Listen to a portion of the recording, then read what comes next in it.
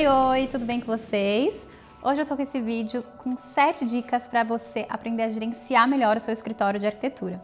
E dessas 7 dicas, grande parte delas estão no meu curso, que é desenvolvido direcionado para arquitetos de design de interiores, contando sobre todo um gerenciamento de projetos, a toda a parte de financeiro, tudo que vocês precisam saber sobre como gerenciar um escritório de arquitetura.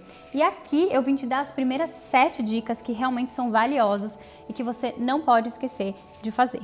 Então a primeira dessas dicas é que você tenha processos muito bem definidos dentro do seu escritório.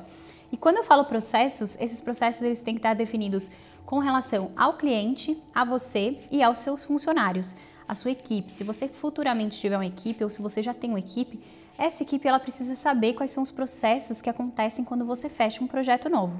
Então, muito importante é que você saiba, além de delegar, que é uma dica, mas é você conseguir gerenciar todos esses projetos e todas essas equipes de forma mais prática.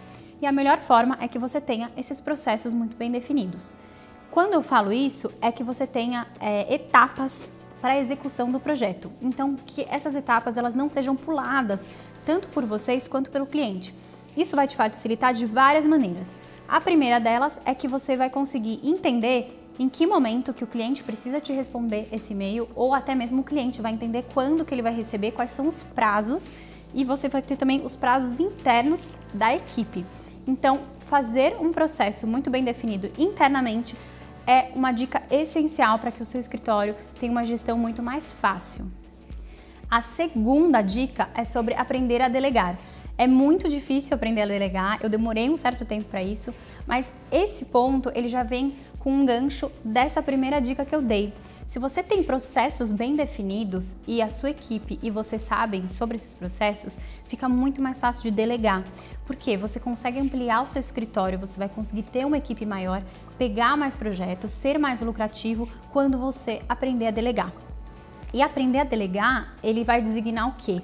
Quais são as etapas mais processuais, então as etapas que você não precisa exatamente estar ali fazendo, que você consegue contratar uma pessoa ou passar adiante, terceirizar, como for melhor para você. Mas você pensar quais são as etapas de mais de processo que você pode delegar. Então essa é a dica número 2. A dica de número 3 é padronizar os documentos internos. Isso também tem muito a ver com os 2 itens que eu falei anteriormente.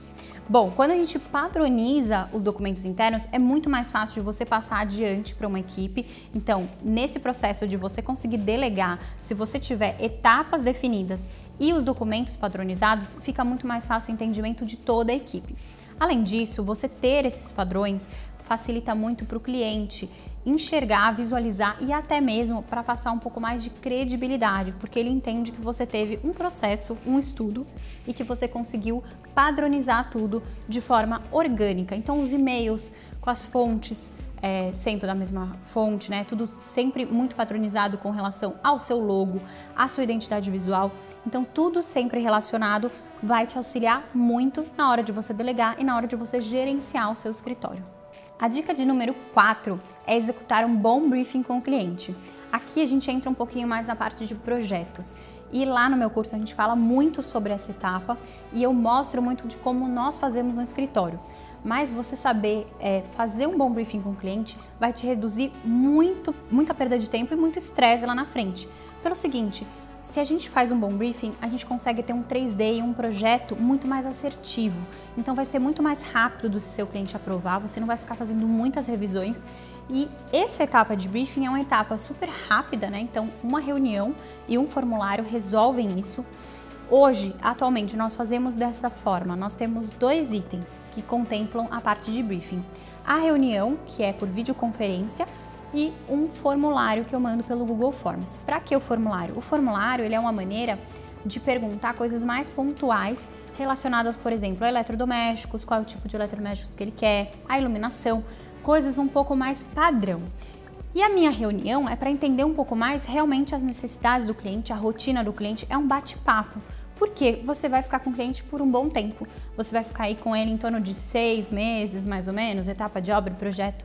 Então é legal que você conheça muito bem esse cliente, que você tenha abertura com ele e principalmente que ele consiga passar para você tudo que ele precisa, as expectativas dele dentro desse projeto.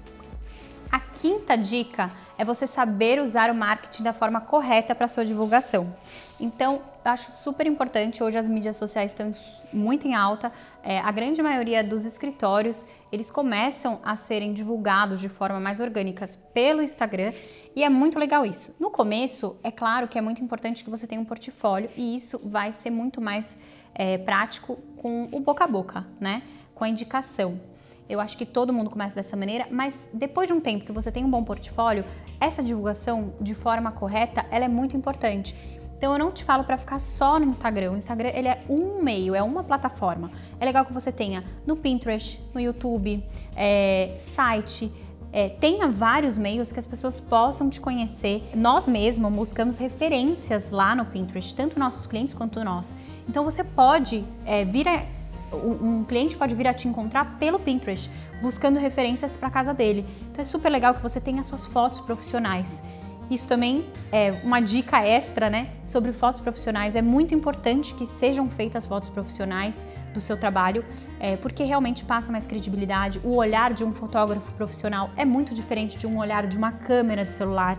Então realmente invista nesse marketing de forma correta para que você tenha um crescimento orgânico e consiga receber clientes novos vindos das mídias sociais. A sexta dica, eu acho que se você está começando, ela é muito difícil da gente conseguir, mas é que você saiba o valor do seu trabalho. E o valor do seu trabalho, ele não está em custo, em valor monetário, ele está em valor do quanto você se dedica a isso, do quanto você trabalha para que isso dê certo. Então, não pense que você eu vou cobrar pouco porque eu ainda não tenho tanta experiência. Enfim, esse começo ele é mais difícil, mas se você não se der o valor, se você não souber que o seu escritório é bom, se você não souber que os seus processos são bons, que o seu cliente, que você vai conseguir agradar o seu cliente com o seu escritório, é muito difícil que outras pessoas confiem em você, sem antes você confiar. Então, saiba o valor do seu escritório, saiba o valor do seu trabalho, que dessa maneira vai ser muito mais fácil de você conseguir cobrar. E tenha essa questão de você saber mostrar para o cliente qual é o seu valor. Então, explicar os processos, explicar como que funcionam, qual é a sua equipe, tudo isso que você coloca e contempla num orçamento, ele tem que estar muito bem explicado para o cliente entender qual é o seu valor de fato. E a sétima e última dica, ela também está relacionada ao valor do seu trabalho, que é para você não cobrar por metro quadrado. Por favor, não cometa esse erro. Eu cometi esse erro por muitos anos. Eu tenho 4 anos de escritório e de 4 anos eu cobrei por metro quadrado aproximadamente uns 2 anos e meio. E eu percebi que eu perdi muito dinheiro. Na verdade, eu deixei de lucrar porque eu não sabia exatamente como cobrava da forma correta. Isso vai ter lá no meu curso. Eu vou deixar o curso aqui embaixo na descrição. É um curso muito completo. Eu explico para você como fazer essa cobrança, te explico cada detalhe de um cálculo que você consegue entender qual é o custo da sua hora para que você, a partir daí, consiga cobrar de forma correta do seu cliente. Além disso, no meu curso tem todos os documentos e arquivos que eu comentei aqui sobre o briefing, sobre os processos, sobre as etapas. É um curso extremamente completo para que você consiga gerenciar o seu escritório e tenha sucesso. Eu espero que vocês tenham gostado desse vídeo. É um vídeo muito mais dinâmico, mas que vocês também consigam pegar essas dicas e usar no seu escritório. Um beijo, até o próximo vídeo.